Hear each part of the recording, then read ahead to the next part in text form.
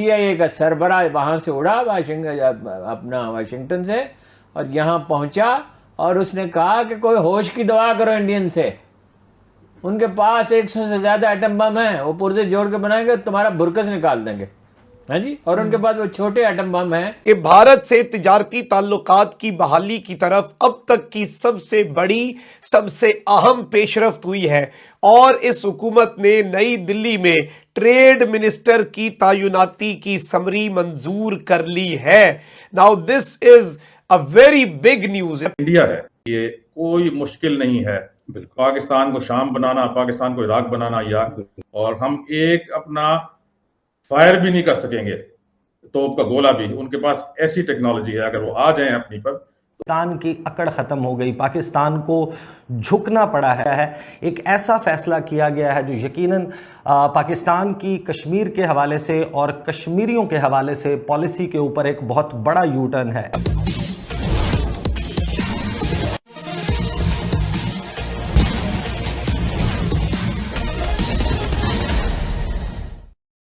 भारत आज जिस तरह आर्थिक और सामरिक बुलंदियों की ओर जा रहा है, दूसरी तरफ पाकिस्तान दिनों दिन नीचे की ओर जा रहा है।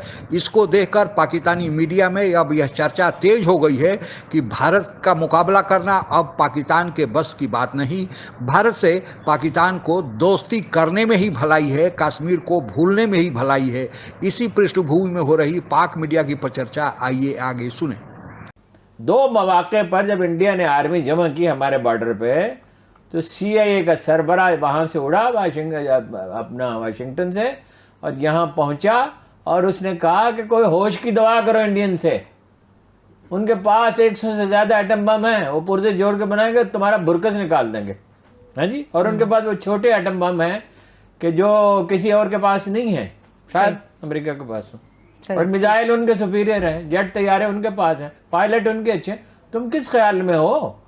भारत के साथ तिजारत का जो फैसला किया है उसको आप समझते खुश आइंदा या पाकिस्तानी मैशियत को संभाल सकेगा? कि भारत से तिजारती ताल्लुकात की बहाली की तरफ अब तक की सबसे बड़ी, सबसे अहम पेशरफ्त हुई है और इस हुकूमत ने नई दिल्ली में ट्रेड मिनिस्टर की तैनाती की समरी मंजूर कर ली है।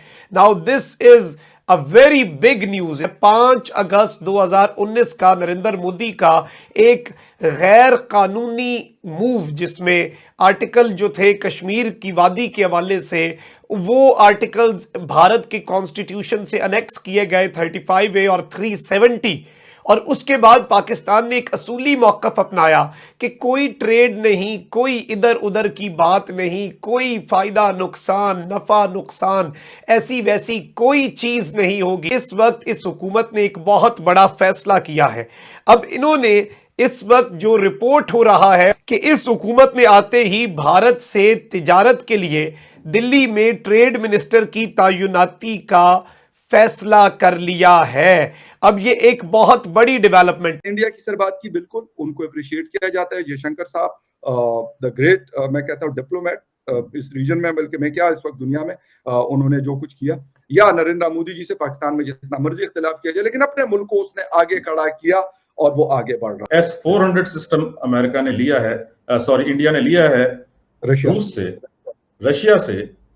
वो लेने पर, क्योंकि अमेरिका उसको अपना बेचना चाह रहा था, अपना उनका सिस्टम है, तो वो बेचने पर फिर उस पर सैंक्शंस लग सकती थी और लगनी चाहिए थी इंडिया पे, लेकिन वो भी नहीं लगी, क्योंकि इंडिया की जो फॉरेन पॉलिसी है वो इस किस्म की है कि उसने सबके साथ दोस्ताना ताल्लुकात रखे हैं और अपना मफाद अजीज है, उसने अपना मफाद आगे रखा हुआ है। बहुत अच्छी। तो ये कोई मुश्किल नहीं है पाकिस्तान को शाम बनाना, पाकिस्तान को इराक बनाना, या उसके सारा कुछ जो हमारे पास है वो ले लेना, और हम एक अपना फायर भी नहीं कर सकेंगे, तोप का गोला भी। उनके पास ऐसी टेक्नोलॉजी है, अगर वो आ जाएं अपनी पर, तो हमें जो है ना बहुत एहतियात से चलना है दुनिया में।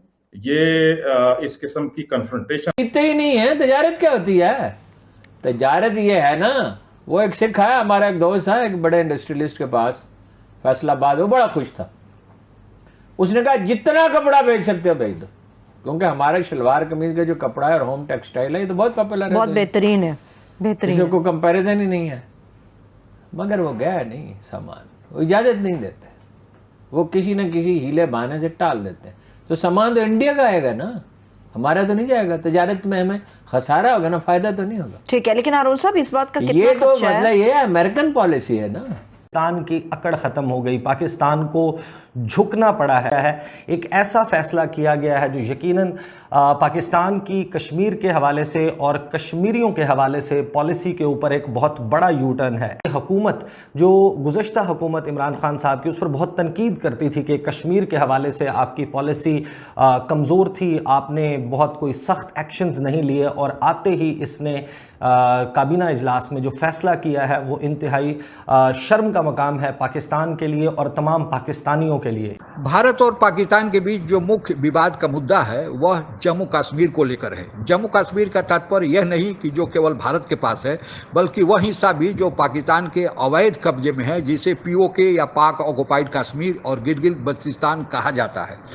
पाकिस्तान को भी पता है कि यह हिस्सा भारत का है, क्योंकि जब भारत और पाकिस्तान का बंटवारा हुआ उस समय जम्मू कश्मीर के तत्कालीन राजा हरी सिंह ने जम्मू कश्मीर के संपूर्ण इलाके को, जो भारत के पास है जो पाकिस्तान के अवैध कब्जे में है, इन सब का भारत में विधिवत विलय कर दिया था।